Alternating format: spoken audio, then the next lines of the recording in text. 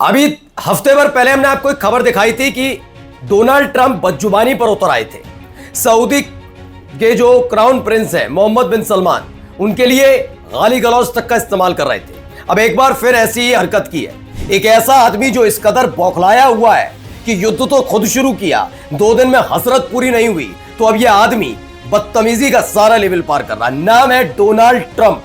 जी हां, उन्होंने फ्रांस के राष्ट्रपति और उनकी पत्नी को लेकर बेहुदगी भरी बातें की है। एक ऐसे इंसान ने बेहुदगी भरी बातें की है पति पत्नी के लिए, जो खुद जेफरी एप्स्टीन फाइल में, जिसका एक नहीं कई दफा नाम है, जिसकी कई वीडियोस हैं। सोचिए, छोटी छोटी बच्चियों पर गंदी नजर रखने वाले के साथ इतनी गहरी दोस्ती रखने वाला पति पत्नी के बीच कि किसी मामले पर सार्वजनिक तौर पर खिल्ली उड़ाता है। यह आदमी क्या, राष्ट्रपति छोड़िए, यह आदमी बात करने लायक तक नहीं है। दिखाऊंगा बदतमीजी का लेवल, उस पर जवाब फ्रांस का भी, फ्रांस के राष्ट्रपति का भी।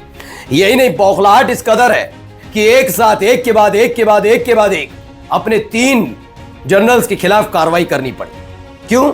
क्योंकि जो चाहता वो हो नहीं पाया ना। अच्छा हो जाता, ईरान में कुछ हो जाता तो अपनी पीठ थपथपाता। अमेरिका को सरेंडर या कहा जाए या फिर घुटने के बल लाकर खड़ा कर दिया ईरान ने। और देखिए, ईरान का ताजा हमला, जब इजराइल के एक इलाके में हमला हुआ, उसकी सटीक तस्वीरें भी आपको दिखाऊंगा। नमस्कार, मैं हूं प्राज्वल गौतम और आप देख रहे हैं खबर चौक। बेहुदगी भरा बयान, जी हां, बेहुदगी, पूरी जिम्मेदारी के साथ बोल रहा हूं मैं। आप सोचिए, एक ऐसा इंसान जो छोटी बच्चियों पर गंदी नजर रखता हो, बेहुदा आदमी हो, वो एक पारिवारिक रिश्तों के बारे में बोलने का हक रखता है। लेकिन अगर ऐसा ना हो तो डोनाल्ड ट्रंप क्यों कहलवाए, है ना? जोकर से कम नहीं लगता मुझे आदमी, जिस आदमी की बातों में कोई वजन ना हो। अब देखिए, इस आदमी ने एक बयान दिया। पहले ये बयान इसे सुना रहा हूं क्योंकि थोड़े दिन पहले इन्होंने सऊदी अरब के जो क्राउन प्रिंस है उनके लिए भी बोला था। और अब देखिए यहां पर Macron, whose wife treats him extremely badly, and still recovering from the right to the job. And I say, Emmanuel, we'd love to have some.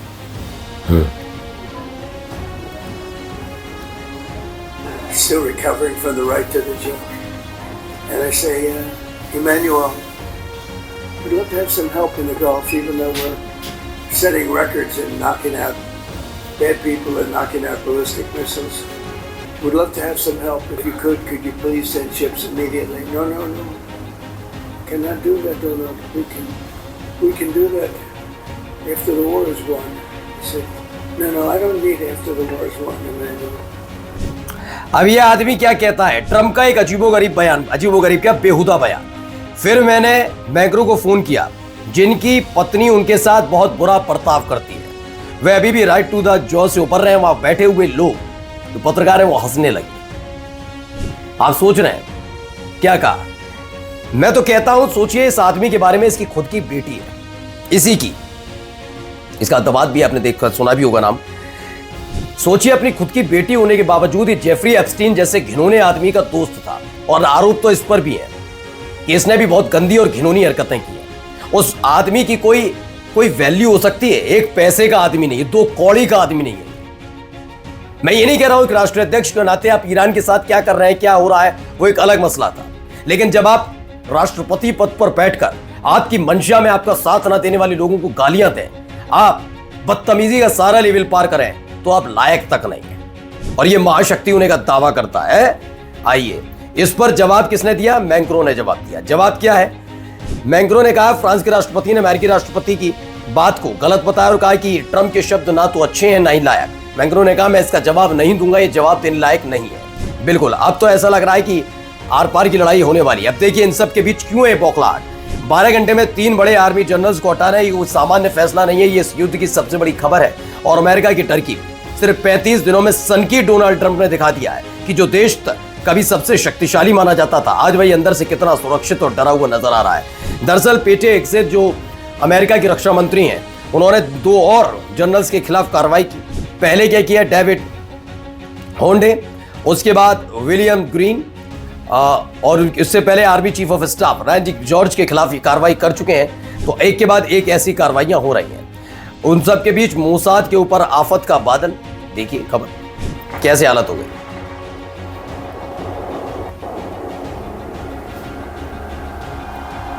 हालत देख रहे हैं आप।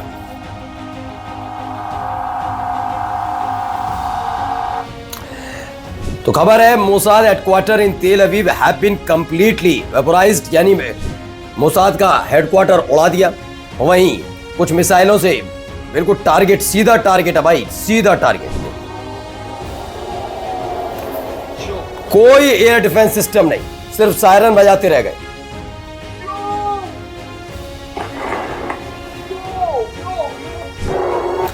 तो पेटा टिकवा इलाका, वहां पर यह बड़ा हमला हुआ और इस हमले को रोकने की जिम्मेदारी वैसे तो अमेरिका के एयर डिफेंस सिस्टम की थी, लेकिन कुछ नहीं हो पाया।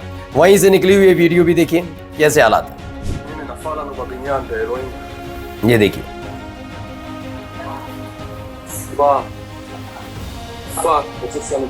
देखिए धमाकों की आवाज भर से गिर टूट रहे हैं शीशे।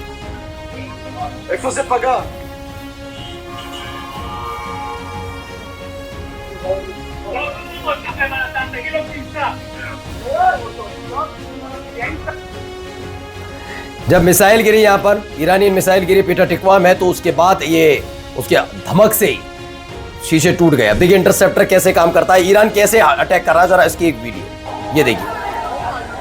ये इंटरसेप्टर है जो भी आप देख रहे हैं, इंटरसेप्टर है सारे। उधर ये मिसाइल है।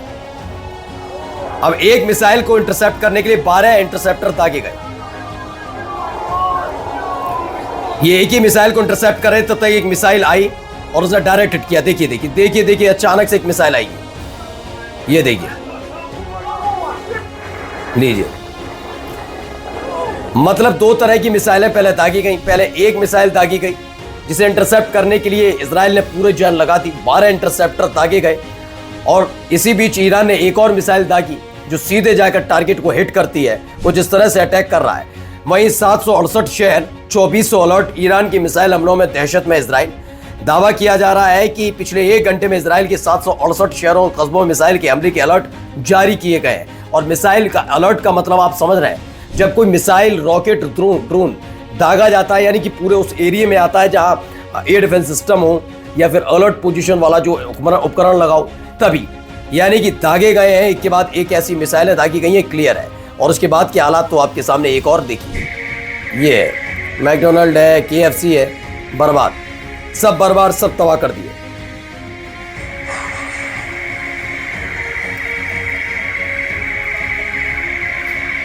ये एक तस्वीर निकलकर सामने आई, इजराइल के किरियत शिमोना से विध्वंस की तस्वीरें। कॉमर्शियल कॉम्प्लेक्स में गिरा म्यूनिशन, KFC सहित कई दुकानें टूट गई। ये भी स्थिति अब आई है। ऑयल रिफाइनरी भी देखिए कैसे धू धू करके चल रही है। ये देखिए ऑयल रिफाइनरी, उससे उठता हुआ धुआं। ये इराक के एरबिल में ये बड़ा धमाका, बड़ा हमला, और ऑयल रिफाइनरी धू धू करके जल उठी है। ये हालात है। नमस्कार। New public inter college Lucknow, admission open. For more information call 0522 282232 और 7755 089585।